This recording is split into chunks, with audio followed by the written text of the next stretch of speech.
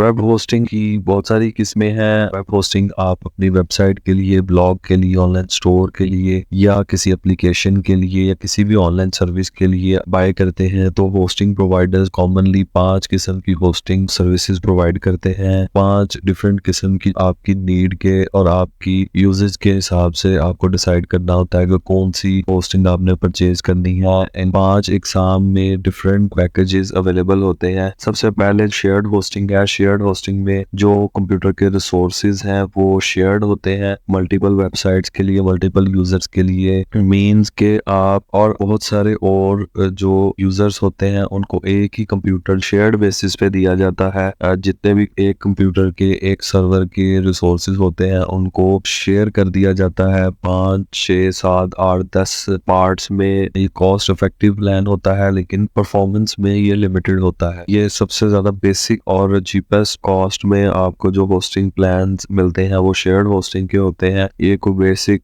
Starter website या छोटे level की जो वेबसाइट है उसके लिए शेयर्ड होस्टिंग प्लान चूज करते हैं। सेकंड वर्डप्रेस मैनेज्ड होस्टिंग है। ये भी शेयर्ड होस्टिंग की तरह ही होती है लेकिन ये खास तौर पे वर्डप्रेस के लिए ऑप्टिमाइज्ड की गई होती है। ये वेब होस्टिंग इस तरीके से डिजाइन की गई होती है कि वर्डप्रेस के लिए जो जो जरूरी चीजें हैं और ऑटोमेटिक अपडेट्स हैं और वर्डप्रेस के लिए स्पेशलाइज्ड सपोर्ट है, उसके साथ ही होस्टिंग प्लान प्रोवाइड किए जाते हैं। ये होस्टिंग प्लान वर्डप्रेस साइट्स के लिए बेस्ट ऑप्शन होती है। अगर आप वर्डप्रेस की साइट बनाना चाह रहे होते हैं तो आप शेयर्ड होस्टिंग पे भी बना सकते हैं लेकिन वर्डप्रेस मैनेज होस्टिंग को चूज करना ज्यादा बेटर रहता है वर्डप्रेस की साइट के लिए। तीसरी क्लाउड होस्टिंग है।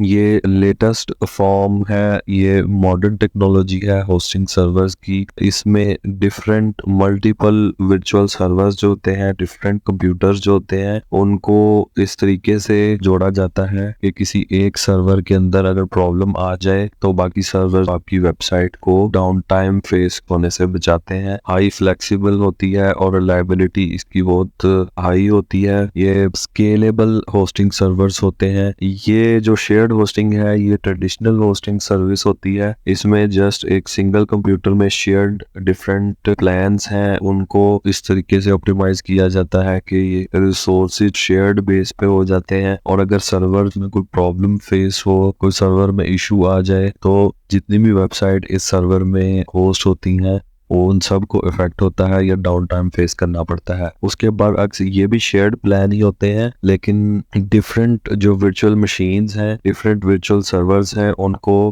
कनेक्ट किया जाता है और आपकी जो वेबसाइट का डाटा है वो हर सर्वर के अंदर रखा जाता है। इससे स्केलेबिलिटी वो भी बढ़ती है और फ्लेक्सिबिलिटी भी इम्प्रूव होती है। इसमें एक किसी सर्वर में प्रॉब्लम आने से कोई वेबसाइट डाउन टाइम फेस नहीं करती। तो क्लाउड होस्टिंग शेयर्ड होस्टिंग से और वर्डप्रेस मैनेज होस्टिंग से थोड़े से कॉस्टली होते हैं लेकिन बेस्ट परफॉर्मेंस के लिए जो आजकल फेमस होस्टिंग प्लान्स हैं वो क्लाउड होस्टिंग के ही हैं जो नॉर्मल प्राइसेस में आपको डेडिकेटेड सर्वर्स या वर्चुअल प्राइवेट सर्वर्स जितनी स्पीड और रिलायबिलिटी फ्राहम करते हैं। वीपीएस उसके बाद है virtual private server. Virtual private server एक डेडिकेटेड वर्चुअल स्पेस होती है एक शेयर्ड सर्वर में। आप इसको बेटर इस तरीके से अंडरस्टैंड कर सकते हैं कि अगर शेयर्ड होस्टिंग प्लान है तो इसमें एक सर्वर के अंदर एक कंप्यूटर को 10 पार्ट्स में शेयर किया गया है, 10 साइट्स के लिए, तो